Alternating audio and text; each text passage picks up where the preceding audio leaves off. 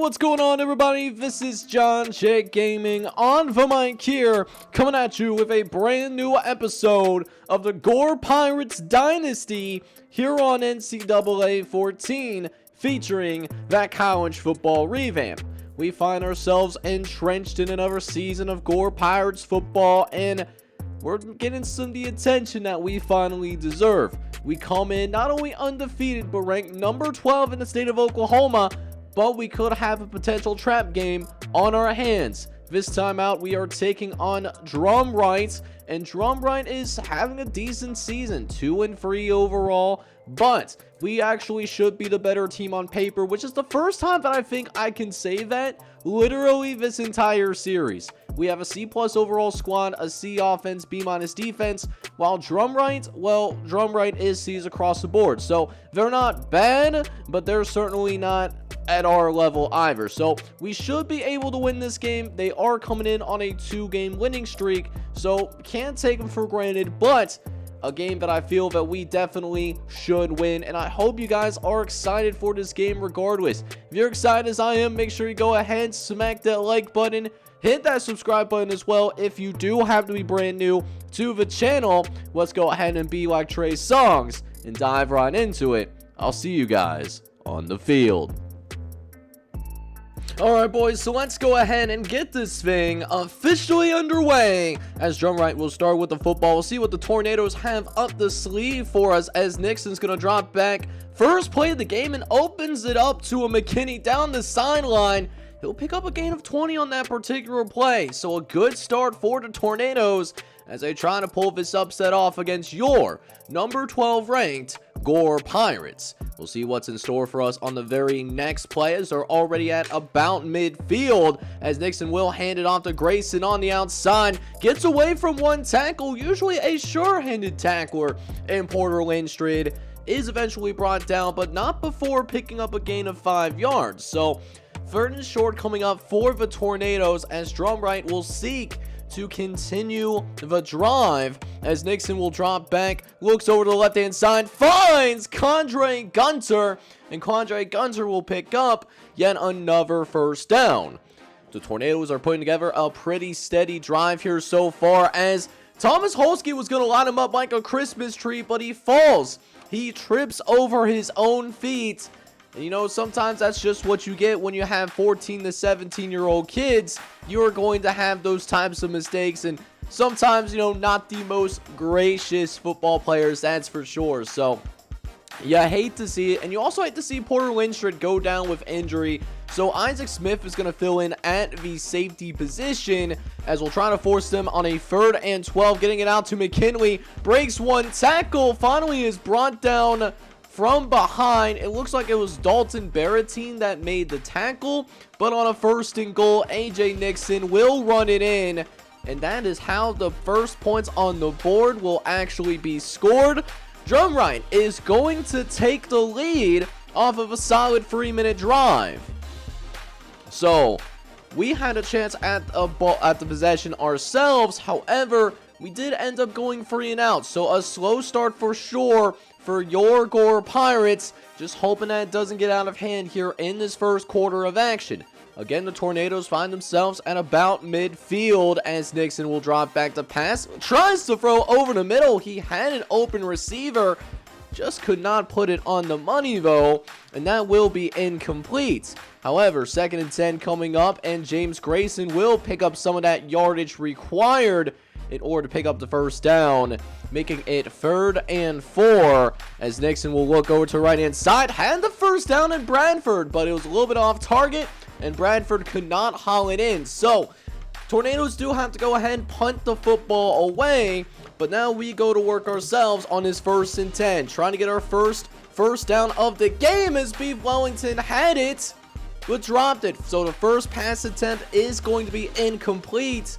And yet again, we do find ourselves in a 3rd and long, trying to go 2 possessions without a first down. Thankfully, we avoid that though. Beef Wellington does make that catch for us this time around. So hopefully our offense can go ahead and find some rhythm for us here, as Beef Wellington will run it up the middle. He'll pick up a gain of 7 on the play. That'll make it 2nd and short coming up.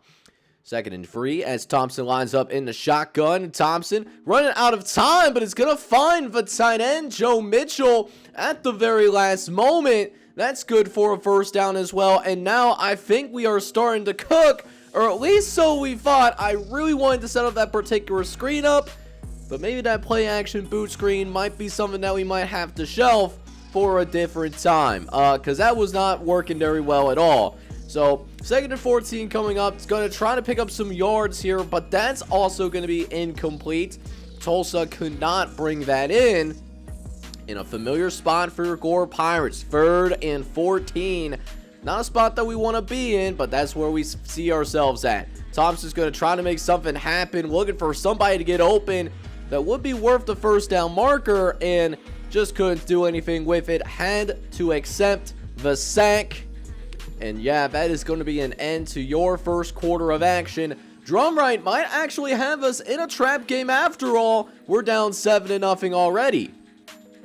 So, with that being said, this drive becomes even more important, because if Drumright scores on this drive, we might actually be in a little bit of trouble here. I'm not going to lie. 2nd and 9 coming up as Nixon starts a brand new drive, pitches it out to McKinney, and McKinney is able to get to the outside and is brought down by Porter Lindstrid, but a good run by Adam McKinney, which has Drumright in Gore territory. Looking over to the left-hand side on the very next play, and he's going to find Anthony Bradford. He'll also make his very first catch of the day. A lot of firsts in this particular game, it seems like, as Drumright continues its drive and its possession. As now, Nixon dropping back, trying to set up the screen, but nowhere to go for Adam McKinney, as it is going to be a loss of 4. Nowhere to go. And that is what Quinn's Comp that's going to come in there and make the TFL. Going to drive Drumright back to the point where they're actually going to try nearly a 50-yard field goal. This is not an easy kick to make at all. And no surprises here. It is going to be missed to the left and might have also been a little bit on the short side as well. So Drumright did have an opportunity to get points. They failed to do so. And we're still going to be down 7-0. However, we really need our offense to get going, because if you can't score points, you can't win games. It's plain as simple. That could be a good spark for our team, though, as Jody Gentry gets open for a huge gain downfield. And that is the biggest play of the day for your Gore Pirates. Now let's see if we can build off of it. And right now, prospects don't look great, because we are going to be dealing with a 3rd and long. Yet again, another 3rd and long. However, we'll see if we can give Tulsa some time as Thompson looks over to the left-hand side and finds Jody Gentry, the senior wide receiver. He's really bailed us out here on this drive, and it's good to see him start this way, because he has struggled the last couple of ball games. Hopefully, we're seeing a change in his demeanor with some momentum being built up, as we will finish the drive off with a touchdown for RJ Valencia. RJ Valencia will even things up for the Gore Pirates. But before we continue our game, we do have a studio update. Olaso is taking on the first school that we're playing against in this series in the Beggs Devils, and the Devils are still winless. So, with that being said, we have a tie ball game up at 7 apiece, as we'll go ahead and get to work here with this tied ball game. Nix is going to drop back to pass and looking for Bradford. Does connect, but we're going to be able to at least get some kind of swap with our linebacker Quadir Johnson, but we might have actually overran the play. So, you hate to see it. Thought we had good positioning, and we were just wrong, to be honest with you. And so that means that we still have Drumright having the football right in front of our hands right now. You hate to see it. As now, again, the Tornadoes find themselves in Gore territory, but for how long as they face a 3rd and 16. Nixon in the pistol is going to drop back, facing a 4-man rush, looks over to the left-hand side and fires, but finds Isaac Smith. This could go the distance, but he runs into his own guy. Oh my goodness, 17. Don't make me find out who you are, because that man had a pick 6, and also Isaac Smith got hurt as well. Hopefully it's not a serious injury, but that's tough. But even with that minor setback, we still start with our best field position of the day. Less than 1:30 left to play. Let's see if we can cook something up here in these last couple of minutes before we go into the halftime locker room. And what's great in these particular spots is that Tahoma Thompson, well, no one can contain this kid. This is one of the fastest players on the field. And keep in mind, this is also a freshman as well, just a natural talent, which is why he is our starting quarterback, of course. We're going to go ahead and run some no huddle here, though, as we try to catch the drum right defense a little bit off guard. Thompson's going to throw over to the left-hand side, gets it off to Estes, and what a cut!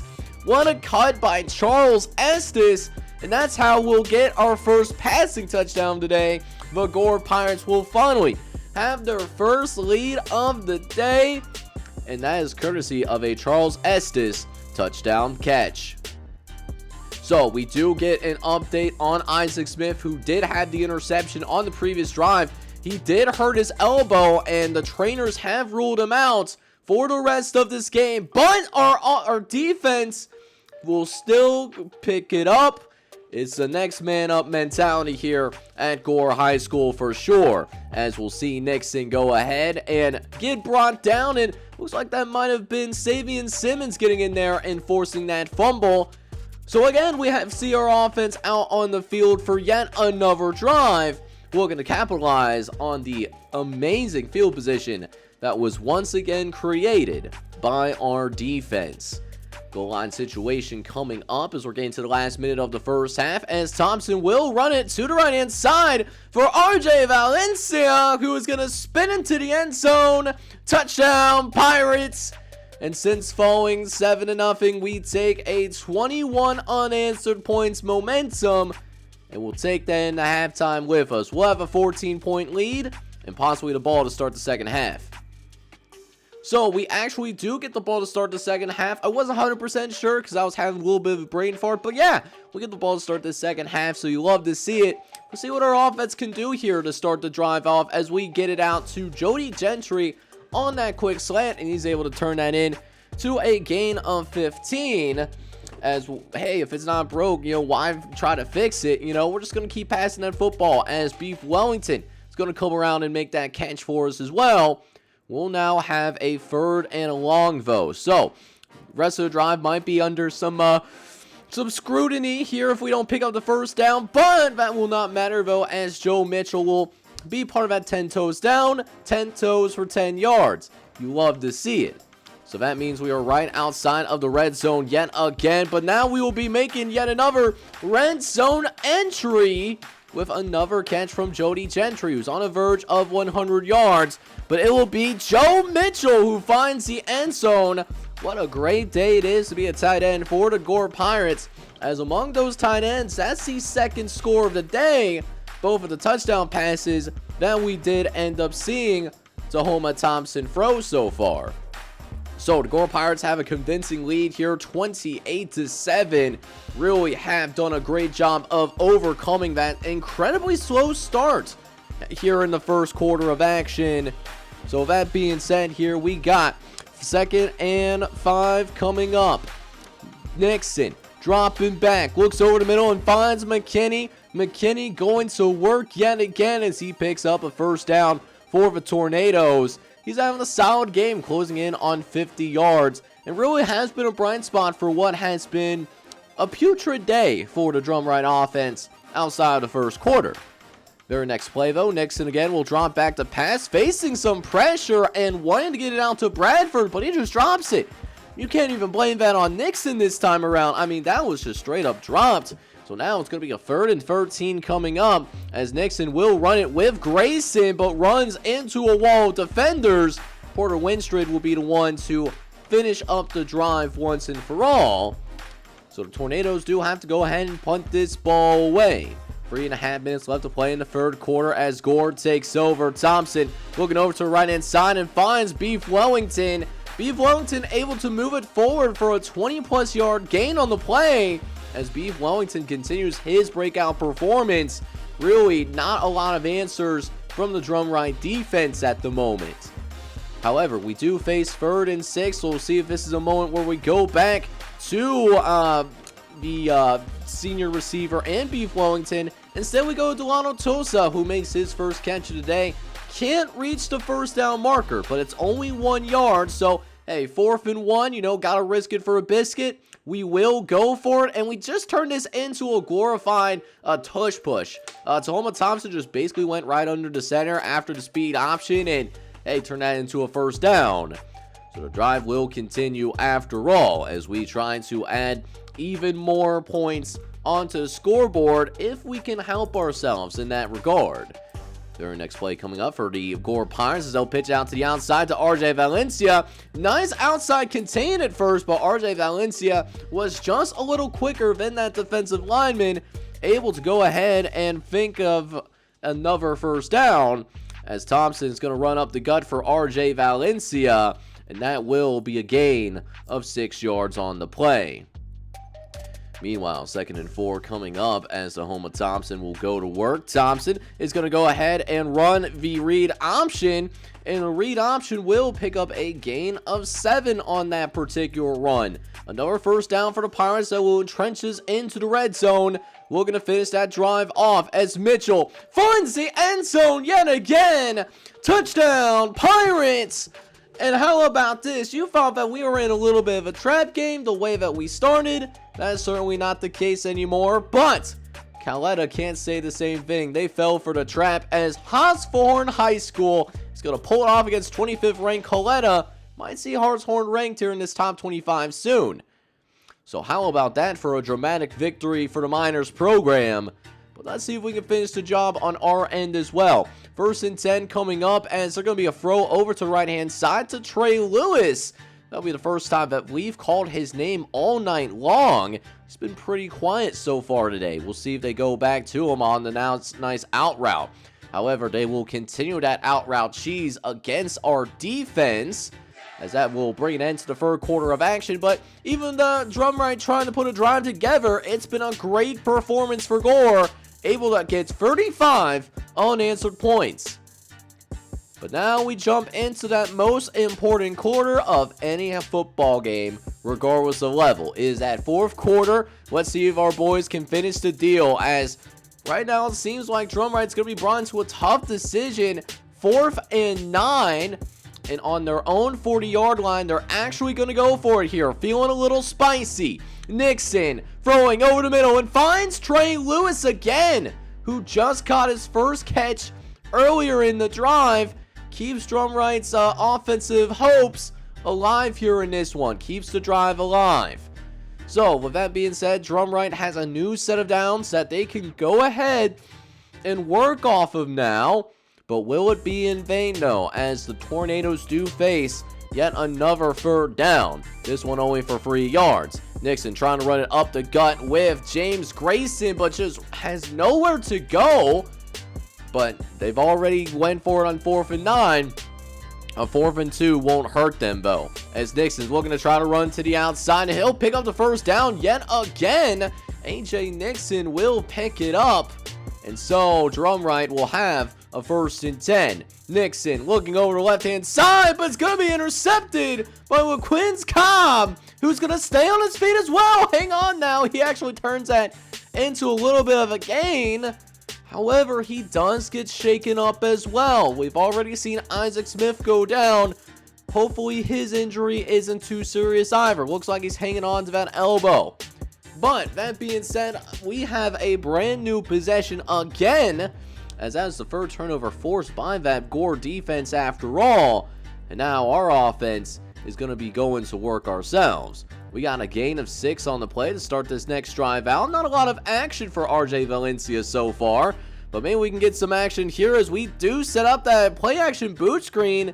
This time it does work. Not perfectly. Would have loved to have the little bit more outside leverage. I think RJ Valencia could have really cooked if he had that. But that being said, a 3rd and 5 coming up. Thompson's going to run it up the gut for RJ Valencia. And RJ Valencia is not going to reach the first down marker, so can't run out the rest of the clock. So seems like Drum Right will have at least one more chance at the ball. we feel like we're gonna win this game, right? I feel like we got the win in the bag, but I do want to finish this game strong. I don't want to give up any late touchdowns, even if it is during garbage time, you know, trying to build that culture here at Gore High School. Nixon throwing the middle though and finds David Bennett, who picks up yet another first down. But a few plays later, there is some serious risk of this drive stalling out. He's got a 3rd and 7 coming up. Nixon in the pistol, looking to throw it downfield. Runs out of time though, as both Chase Henry and Jamie Fletcher do combine for the sack. And yeah, Drumright is going to wave that white flag. They punt the football over to us, and you know what we do after that? We run out the rest of this clock, and it's barbecue chicken for Drumright. We get the big win against our rivals, 35-7, to remain undefeated on the season. Now, while we did have that slow start, at the same time though, Tahoma Thompson did have his best high school game yet. So Tahoma Thompson shredded the Drumright secondary today, throwing for over 300 yards and 3 passing touchdowns on the day. And it was a good thing that we did that as well, because we did actually struggle to get that ground game going. However, RJ Valencia did get out 2 rushing touchdowns, but was averaging less than 4 yards to carry in the ball game. None of the other ball carriers were able to do any better. As for the receivers, the player of the game for our receiving core does have to be Beef Wellington. Beef Wellington had a big day today. 6 catches, 125 yards as well. But it was all about the tight ends today, though. Joe Mitchell was able to find the end zone on 2 separate occasions. He had 5 catches for 60 yards in this ball game. And then we also have Charles Estes. Charles Estes not only making his first and only catch of the game, this was his first catch of the season. He takes it for 10 yards and showed a couple of nice moves as well in order to go ahead and find that end zone. But after the first couple of drives, so I was really impressed with what I saw defensively, and we had our fair share of standouts. Porter Lindstrom today did lead the team in tackles. He had 8 solo tackles in the ball game, followed by Quadir Johnston. But what made it so hard for Drumright to move the ball after that first quarter, it was our ability to generate pressure. 5 sacks in this game. He had nowhere to run, nowhere to hide either. Chase Henry was your main sack guy today. He had 2 sacks on the ball game, but it was everybody on the defensive line getting involved. Xavier Simmons got a sack. Jamie Fletcher also got a sack. And then Thomas Holsky did end up getting a sack as well. In addition, we did force 3 turnovers on the day. LaQuin's Cobb did end up getting an interception for 15 yards. And then Isaac Smith also had an interception, did get hurt on this particular play, and he was out for the rest of it. But hey, he played really good ball when he was in there. We also had a couple of forced fumbles from Xavier Simmons and Chase Henry, but we were only able to get one of the fumbles, and that was Brent Danielson, who was able to fall on the loose ball. He also ended up with 4 total tackles on the game. Overall, while it wasn't a complete performance, I thought this was a really good game, and most importantly, we remain undefeated. So what could have been an absolute nightmare trap game scenario ends up being yet another dominant victory for your Gore Pirates. We now climb up to number 10 in the OK Preps top 25. But now we get ready to start conference play, and we start nice and light, or at least so we think. We are going to be taking on Capitol Hill for the first time in this series in the next episode. Capitol Hill is the exact opposite of us. They have not won a single game all year long, but hey, you know what they say, any given day. We got to come out with the same focus and intensity that we had. We took on teams like Clinton, teams like DeSoto. We have to come with that focus and continue to show why we're one of the best teams in the state of Oklahoma. It's been a fun season number 3 so far. It's one in which we saw our team absolutely show we can compete for a state championship this year. So let's see if we can keep it rolling here in the next episode. We will have this Capitol Hill game next time out, but I hope you enjoyed this particular one, our rival against Drumright. If you have, make sure you go ahead and smack that like button for me. Hit that subscribe button as well if you do have to be brand new to the channel. This is John J Gaming on the mic signing off. Hope you guys are all out there having a good one. Take care, everybody.